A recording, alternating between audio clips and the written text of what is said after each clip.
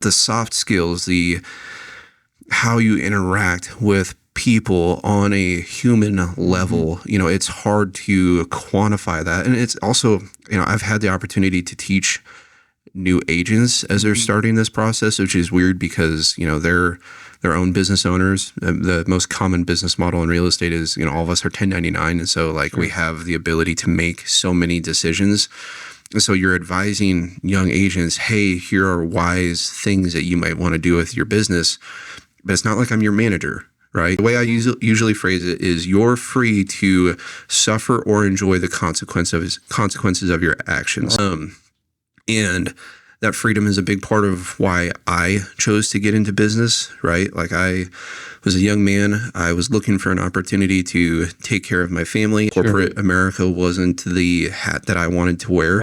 And I tell people I am thankful to have had 2 different jobs in my life that I've loved. My first one, obviously, for those of you who don't know, I went to culinary school, worked in restaurants. I loved that setting. The other one being real estate, right? But having something that I love doing also coupled with being a business owner is a challenge, and there are days where I would probably not appreciate that challenge as much as others, but altruistically at the end of the day, in the grand scheme of things, I love that challenge. And I tell people I'm not a money hungry guy, right? I firmly believe if you do the right thing consistently enough, the money follows, right?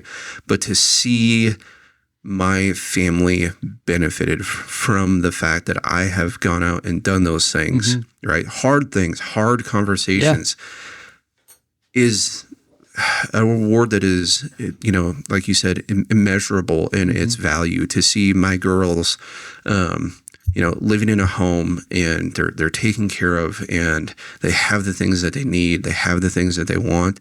And that's because of my ability as a business owner to just be tenacious, to not quit, to make enough good decisions to where I see it taking care of my family. It's the greatest moment, that I think as a business owner you can have.